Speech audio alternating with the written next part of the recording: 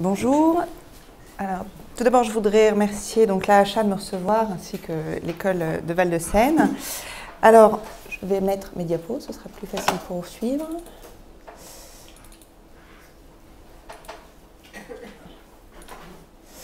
Voilà. Donc, je vous parlerai aujourd'hui de l'ouvrage majeur de Paul Léon, La vie des monuments français, qui est l'historiographie du service des monuments historiques. Le sujet de ces rencontres étant les pratiques de la restauration, j'insisterai surtout sur l'œuvre du service, puisque Paul Léon théorise une historicisation des pratiques en créant une périodisation des doctrines. Au travers de l'exemple de la reconstruction des places d'Arras, j'essaierai ici, comme dans ma thèse, de décrypter la doctrine du service au travers des textes de Paul Léon et des pratiques de son temps.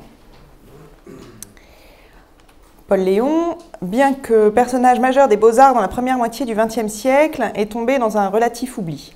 À part son autobiographie et un article écrit par Françoise Bercé il y a une dizaine d'années, les seuls écrits le concernant sont des notices nécrologiques.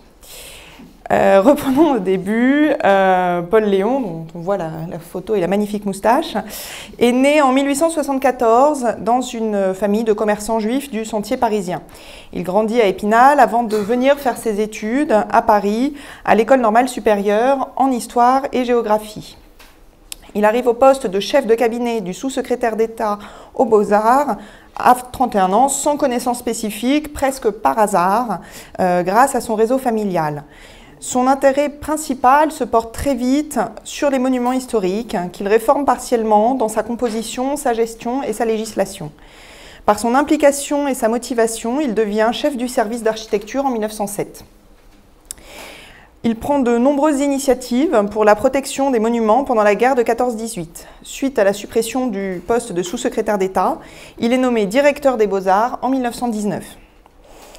Il est élu à l'Académie des Beaux-Arts en 1922. Il gravit par ailleurs les échelons de la Légion d'honneur jusqu'à devenir Grand Croix, entre autres grâce aux expositions de 1925 et 1937, dont il est l'un des commissaires. Après son départ de la direction des Beaux-Arts en 1932, il devient professeur au Collège de France en histoire de l'art monumental. Donc Paul Léon a passé en tout 27 ans à l'administration des Beaux-Arts. Jusqu'à sa mort en 1962, il continue de siéger au Monument historique, à écrire de nombreux articles et ouvrages, en particulier sur la conservation du patrimoine. Dès la Première Guerre mondiale, il est un écrivain de la propagande officielle, puis de textes dits de doctrine, entre autres lors de la conférence d'Athènes de 1931, première réunion internationale spécifiquement sur la restauration du patrimoine monumental, comme nous l'avons vu hier, préfigurant la Charte de Venise de 1964. Il détient le record de longévité des membres de la Commission supérieure des monuments historiques avec 55 ans de présence, dont 17 de présidence. Paul Léon est l'auteur majeur des monuments historiques pendant l'entre-deux-guerres. Voici une sélection des discours publiés, articles ou ouvrages écrits par Paul Léon sur les monuments. Dès 1917, il publie sa Somme sur le service, qu'il reprendra augmentée en 1951 et dont nous parlerons par la suite. Pendant la guerre, il a aussi écrit de nombreux articles et un livre sur la protection des édifices mis en place par les Beaux-Arts et sur le programme de la reconstruction tant civile que monumentale. Ces écrits de propagande trouvent leur continuité dans les discours officiels présentant les restaurations dans l'après-guerre, à l'Institut, au Collège de France ou à Athènes. Malgré sa mise à l'écart de la direction des Beaux-Arts en 1932, puis sa retraite forcée pendant la guerre, il continuera à travailler sur les monuments historiques jusqu'à la fin, reprenant, donc, comme nous le voyons, sa Bible du service, mais aussi écrivant de nombreux articles ou encore publiant quelques mois avant sa mort une biographie de Mérimée. La carrière de Paul Léon dans l'administration n'est pas exceptionnelle mais exemplaire, celle d'un grand commis de l'État sous la Troisième République. Son intérêt personnel pour les monuments historiques, ses qualités didactiques d'auteur et d'orateur, l'importance qu'il prend petit à petit dans la propagande. Ah, on entend la conférence de la salle d'à côté. Surtout, donc, l'importance qu'il prend petit à petit dans la propagande, surtout pendant la guerre, l'amène à expliciter les doctrines passées et à présenter la doctrine du service. Malgré sa formation loin de l'architecture, sa carrière est portée par son attrait pour le service des monuments historiques dont il écrit l'histoire. La première édition de son ouvrage phare s'appelle « Les monuments historiques, conservation, restauration » et est publiée en 1917, bien qu'écrite avant la guerre. André Michel, dans la Revue des Deux Mondes, le présentera ainsi. « À qui voudrait se rendre compte de la nature et de l'importance de ce service, de son organisation actuelle, de sa tâche et de ses responsabilités, on ne peut que signaler un ouvrage récemment paru, Les monuments historiques. » L'auteur, M. Paul Léon, chef de division des services d'architecture au sous-secrétariat d'État des Beaux-Arts, était mieux placé qu'aucun homme de France pour en révéler au public l'histoire très mal connue. Il y a apporté les meilleures qualités de l'historien formé à bonne école, l'intelligence la plus lucide, un style net et sobre dont Mérimée, qu'il cite souvent, eût aimé l'élégance nerveuse. Son rôle ne pouvait être d'écrire un réquisitoire, du moins s'est-il soigneusement gardé de l'apologie et du plaidoyer. Ce qu'il nous apporte en somme, c'est un grand rapport, impartial et vivant, documenté de première main, où la critique est peut-être ça et là discrètement atténuée, mais d'où la vérité se dégage toujours, reconnaissable et efficace. En 1951, Paul Léon publie deux nouveaux ouvrages, reprenant la structure et la plupart des textes. Il l'augmente suite à la Première Guerre mondiale et les travaux de restauration subséquents, mais ne fait qu'évoquer les destructions et travaux de la Seconde Guerre mondiale. Comme je le montre dans ma thèse, la plupart des textes ajoutés sont des morceaux repris mot à mot de ses discours et articles écrits entre-temps. Les sous-titres de ces deux ouvrages sont intéressants à noter, passant de Conservation-Restauration en 1917 à Destruction-Restauration dans la vie des monuments français. Suite aux deux guerres mondiales, une bonne partie de la carrière de Paul Léon a été consacrée à la restauration. Le mot destruction a pris une importance non négligeable dans les missions du service des monuments historiques. Choisir de supprimer le terme conservation pour garder restauration est une approche à garder en mémoire pour la suite de mon exposé. Comme on peut le voir dans la table des matières de la vie des monuments français, Paul Léon présente le service de manière thématique et chronologique. Histoire de sa fondation, de sa législation, du budget, puis l'histoire du personnel, cette partie présentant entre autres dans la version de 51 de grandes biographies de Mérimée ou de Viollet-le-Duc, ainsi que l'histoire de la formation des architectes et la présentation des services concurrents au XIXe siècle, j'ai nommé les bâtiments diocésains et les bâtiments civils. Ces parties ont été largement étudiées et actualisées par Arlette Auduc. Ce qui nous intéresse particulièrement en architecture sont les parties suivantes sur l'histoire des pratiques. Le chapitre 8 explique l'état des monuments à la création du service et les problématiques urbaines sont abordées au chapitre 9. Pour ce qui est réellement de l'action sur les édifices, il faut donc se référer quasi uniquement au chapitre 10. Pour autant, quand on regarde dans le détail, il correspond quand même au tiers de l'ouvrage, bien qu'il soit aussi le mieux illustré. Bien qu'il n'y ait pas de chapitre bibliographique, de nombreuses notes en bas de page nous informent de ces sources, qui sont majoritairement les comptes rendus de la Commission des monuments historiques. Paul Léon parle souvent de doctrines, explique leurs évolutions, les théorise, sans pour autant exprimer clairement la doctrine française. Dans tous ses textes, Paul Léon utilise de très nombreux exemples. Il cite plusieurs centaines d'édifices dans la vie des monuments français pour raconter, expliquer les pratiques du service, montrant de sa part une connaissance encyclopédique des monuments français. La multitude de justifications de pratiques permet de contourner l'énoncé de la doctrine contemporaine dans le miel de ses discours. Pour autant, on trouve dans ses présentations de nombreuses contradictions. Ainsi, à Athènes en 1931, Paul Léon présente la restauration en France depuis la Révolution française en distinguant trois périodes. Cette théorisation de l'histoire de la restauration française ne sera plus reprise telle qu'elle par la suite. En effet, en 1933, il découpe la dernière période en deux. Il n'empêche que, même sans théoriser aussi frontalement qu'à Athènes, trois périodes doctrinales, Paul Léon a toujours présenté l'histoire de la restauration d'une manière similaire, dès 1917 dans la première version de sa somme, ou en 1951, après tous les travaux de l'entre-deux-guerres. Je vais donc vous raconter sommairement son historicisation en trois périodes doctrinales qu'il a fait à Athènes, puisque c'est le texte le plus clair de sa vision de l'évolution des doctrines. Pour autant, nous verrons qu'elle est relativement contradictoire avec elle-même, expliquant qu'il ne l'a plus reprise aussi sommairement par la suite, tout en gardant la structure et les exemples. Paul Léon explique donc qu'entre la Révolution française et la naissance du service des monuments historiques, la restauration est dans une première période qu'il nomme empirique. Pour lui, cette période est caractérisée par l'ignorance de l'histoire de l'art et de la construction, des destructions brutales, des remèdes inefficaces, conduisant parfois, comme à Saint-Denis, à des catastrophes, ou comme à Saint-Yvette-de-Brenne, qu'il cite en exemple, à la destruction choisie de nombreuses parties de l'édifice. La période suivante, que Paul Léon nomme doctrinale, est la grande période d'action de Viollet-le-Duc, bien connue, caractérisée par l'étude des édifices, la réflexion sur l'unité de style et les grandes restaurations du service. Ces connaissances amènent à des restitutions intégrales, à des suppressions de parties d'époque jugées décadentes. Paul Léon émet alors de très légères critiques sur ces choix, expliquant « Si trop souvent les disciples de Viollet-le-Duc ont exagéré des restaurations, défiguré des monuments, essayant à tort et en vain de réparer des ans l'irréparable outrage, du moins ont-ils institué les techniques, les méthodes, les chantiers, les ateliers, les artisans nécessaires pour continuer par la suite l'œuvre de conservation.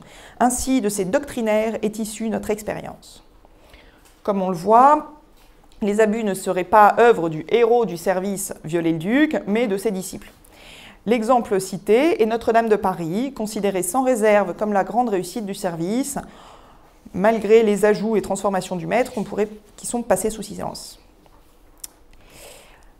La dernière période est nommée expérimentale, bien qu'il la décrit principalement par la conservation, expliquant « Depuis la fin du siècle dernier, les architectes renoncent à reconstruire les édifices tels qu'ils ont dû exister, se bornent à les maintenir tels que nous les a légués le passé. La restauration fait place à la conservation. » Le choix de la conservation est justifié d'un côté par l'influence des archéologues rustiniens, de l'autre par les problématiques financières dues à l'extension du classement suite à la séparation de l'Église et de l'État et de la loi de 1913.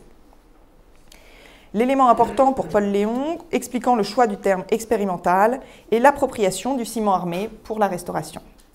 De même que Viollet-le-Duc a utilisé la fonte comme matériau contemporain permettant d'améliorer les dispositions originelles, de même ses disciples, en premier lieu Anatole de Baudot, intègrent le béton armé dans les pratiques du service. En effet, les injections de béton permettent des reprises structurelles sans dépose. Ainsi, une opération courante et lourde de restauration devient, d'après Paul Léon, une simple opération conservatoire et à moindre frais. Le ciment armé, bien qu'encensé par le service, n'est acceptable qu'à condition qu'il soit caché. Il n'est donc pas question de montrer la marque de son temps, même si je suis bien d'accord, cette notion est postérieure. Caché par des essais de béton visibles, car des essais de béton visibles ont été réalisés, comme un arc-boutant à Nantes reconstruit en béton, mais dont l'aspect apparut si déplorable et pauvre qu'il a dégoûté le service. Paul Léon cite comme exemple de ses expérimentations conservatrices la cathédrale de Reims. Ce chantier, dont nous a parlé hier Maria Rosaria Vitale, est une réussite majeure de la période grâce à la charpente en petits éléments de béton réalisée par l'architecte en chef des monuments historiques, Henri Deneux. Il n'empêche que l'on ne peut pas considérer le reste des travaux comme des opérations de conservation. En effet, nous sommes ici, comme pour de nombreux travaux d'après-guerre, dans de la restitution à l'identique de l'aspect de l'édifice. Relier l'entretien conservatoire pour Paul Léon pour lequel Paul Léon a réformé le service des monuments historiques avant la guerre, et donc les restitutions d'après-guerre relèvent de l'exercice de style dont Paul Léon se tire avec brio à Athènes. Mais pour le centenaire du service, cette dernière période est scindée en deux, qui correspond d'ailleurs plus à une réalité typologique que temporelle. Entretien courant, éventuellement des reprises structurelles grâce au béton d'un côté, grande restauration dans des cas relativement limités de l'autre. Relativement limité dans le discours, mais correspondant tout de même à une grande partie de l'activité du service, puisque nous avons là-dedans tous les travaux d'après-guerre, et aussi la restauration de Versailles, du Palais des Papes d'Avignon ou des édifices antiques. Pour autant, comme Paul Léon ne définit jamais précisément la doctrine du service, toutes ces différentes opérations sont reliées dans une même idée qu'il nomme conservation, bien qu'il utilise le terme de restauration comme sous-titre de la vie des monuments français. Dans le cadre de ma thèse, j'essaie de définir la doctrine des monuments historiques à travers les ambiguïtés et les contradictions voilées dans la beauté des déclarations de Paul Léon. Pour mettre en perspective les pratiques historicisées par Paul Léon, il me semble nécessaire de vérifier par l'analyse architecturale la proximité entre ce qu'il donne à comprendre dans ses historiographies et la réalité des pratiques de son temps. Pour cela, je me base sur ces textes, mais aussi sur l'étude architecturale de 3 grandes restaurations de la période: le Palais des Papes d'Avignon, l'église Saint-Rémy de Reims ainsi que les places flamandes d'Arras. Ce sont de ces places dont nous parlerons aujourd'hui. L'ordonnancement architectural des places n'est pas le résultat d'un dessin prédéfini, mais la conséquence d'une multitude de décisions seigneuriales du XIVe au XVIIIe siècle. L'aspect est celui de la fin du XVIIe siècle, période hispano-flamande pour Arras. Les deux places sont composées de plus de 130 maisons de 1 à 3 travées, aux façades flamandes à pignon sur rue, aux volutes chantournées en pierre et parfois avec des adjonctions de briques. Toutes les maisons sont différentes dans le détail, mais formellement semblables. Le petit côté ouest de la petite place est tenu par l'hôtel de ville et son fameux beffroi. Lors de la Première Guerre mondiale, les places subissent de plein fouet les bombardements allemands qui visent en premier lieu le beffroi, potentielle tour de guet, détruit dès le 21 octobre 1914, puis toute la ville en général durant l'année 1915. Comme on peut le voir sur ce relevé de 1919, 69 maisons sur 130, soit plus de la moitié, sont intégralement détruites, ne permettant au mieux que la récupération de quelques rares pierres ou décors sculptés. Seules 3 maisons ne nécessiteront aucun travaux. Avant même de connaître l'ampleur des dégâts, il est évident pour l'administration qu'il faudra reconstruire les places. Paul Léon écrit dans Les Arts, dès 1916, un article fermement engagé contre les restitutions à l'identique, mais explique que dans certains cas exceptionnels, on pourra restaurer. Comme il le dit, la question se posera à propos de l'hôtel de ville d'Arras. La ville consentira-t-elle à laisser anéantir à jamais l'image du beffroi si intimement liée à son histoire? L'artiste lui-même pourra-t-il s'affranchir d'un style qui s'harmonisait avec le décor des 2 places flamandes? Il est promis par la propagande que les maisons et l'hôtel de ville seront reconstruits. Il est pour cela nécessaire de classer les places au titre des monuments historiques, ce qui est fait en 1919, soit dans l'état que vous voyez sur ce relevé, puisqu'il est évident pour tous de reconstruire à l'identique. Il s'agit du premier classement d'un ensemble urbain en France. Le classement avait déjà été voté en 1905, mais sans moyen de contraindre plus d'une centaine de propriétaires, la mise en œuvre du classement avait été abandonnée. Dans le cadre de la reconstruction, et suite à la loi de 1913, les propriétaires acceptent tous, avec le temps, le classement de leur maison. Il est à noter que, comme pour la plupart des places classées, seules les façades sont classées. La reconstruction sera donc gérée par le propriétaire et son architecte pour l'intérieur, généralement en structure béton, et la façade plaquée est gérée par Pierre Paquet pour le service des monuments historiques. On assiste ainsi à la protection de l'image des places et non à son intégrité physique.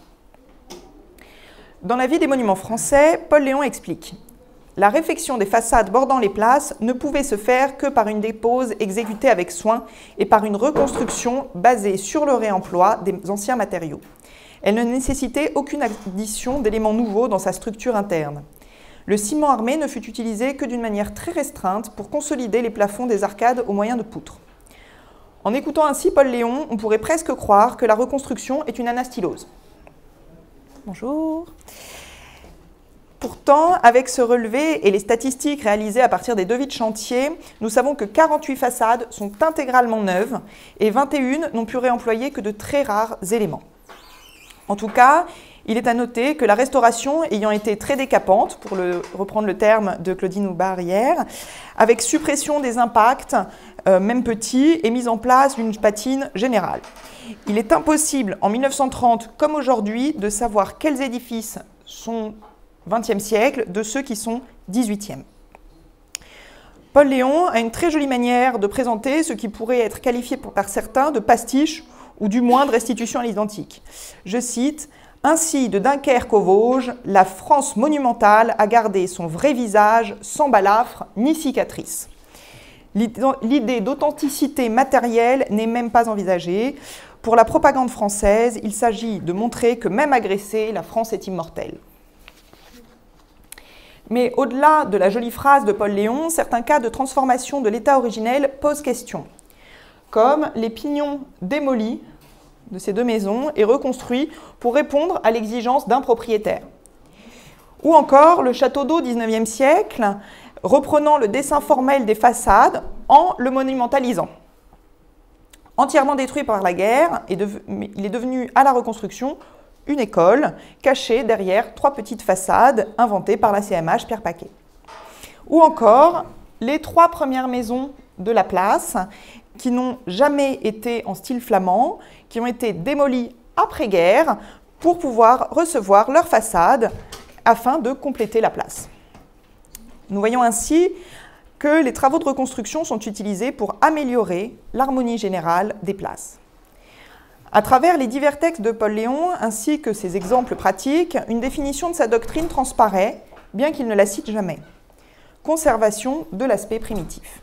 Le terme de conservation n'est pas alors entendu comme dans la doctrine ruskinienne et permet des lourdes restaurations. De même que l'aspect primitif, comme nous venons de le voir, peut être amélioré pour compléter l'image parfaite de l'ensemble et finalement aller vers l'unité stylistique chère à Viollet-le-Duc. Cette conservation de l'aspect laisse toute latitude sur la structure, voire les parties intérieures, permettant l'usage du béton armé qui devient omniprésent sur de nombreux chantiers pour les parties invisibles. Ainsi, comme pour le campanile de San Marco que nous a présenté Maria Rosaria Vitale hier, le beffroi est reconstruit comme era dov'era, avec les techniques anciennes pour l'aspect extérieur, mais la structure en béton de 60 cm d'épaisseur remplace les murs originaux de 3 mètres. Je vous laisse imaginer le gain de place des espaces intérieurs. Ainsi, en contradiction avec l'historicisation de périodes doctrinales par l'historiographe Paul Léon, nous pouvons percevoir une doctrine stable du service des monuments historiques au cours du temps, la conservation de l'aspect primitif, permettant, comme il le souhaitait, à la France monumentale de garder son vrai visage sans balafre ni cicatrice, voire même, finalement, de le rendre encore plus joli, stable et pratique. Merci.